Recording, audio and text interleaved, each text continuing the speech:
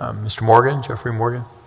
Thank you very much. My name is Jeffrey Morgan, and I am very appreciative of everybody here. First, you're listening to us, and also those who've spoken on family preservation.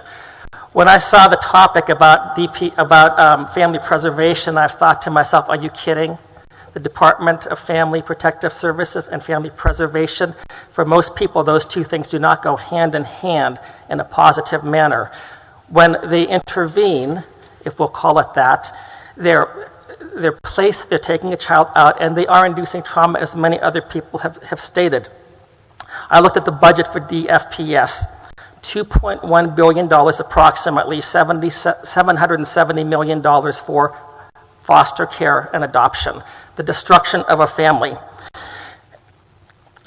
I'm glad again to be finally hearing about the preservation of the family.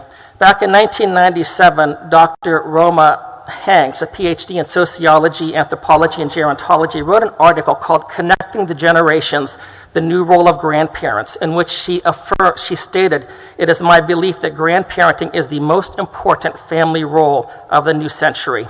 When you look at grandparents, you have the living ancestor of the family. You have the historian. You have the storyteller. You have the person who loves unselfishly those grandchildren. I'm speaking a little bit outside of the box of DFPS right now because we can't look at this as just a DFPS issue. There's a larger context. We've got to think outside the box. Right now in Texas, grandparents have very few rights, and grandparents are the ones that can help in situations of trauma. In fact, there are schools that are asking grandparents to come into the classroom because of the calming influence that they provide for the entire classroom. In 1997, there were 4 million grandchildren who lived in households with grandparents. Nearly half of them were in households with grandparents only. I don't know what the current statistics are. The influence of a grandparent can last forever.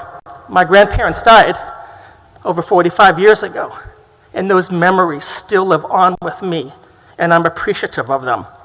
My niece is in medical school. When my brother got divorced, he turned his back on his daughter. The reason she's in medical school is because my mother, her grandmother, was there and helped to get her into a position where she's actually going to be graduating from medical school. My wife and her 2 siblings went through divorce, and who was it that helped bring the children through it? Granddad. To this day, they still go to Granddad for counseling.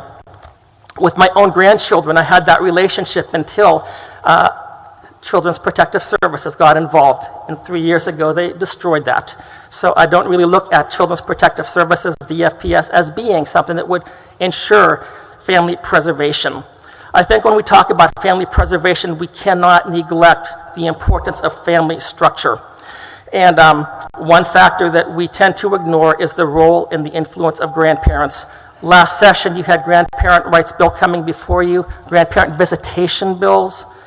You can take these same grandparents and put them and make them foster parents, but they can't see their own grandchildren. There's something wrong with this. We need to look for these solutions beyond DFPS and the wider context of society and do things to help preserve family structure. Thank you.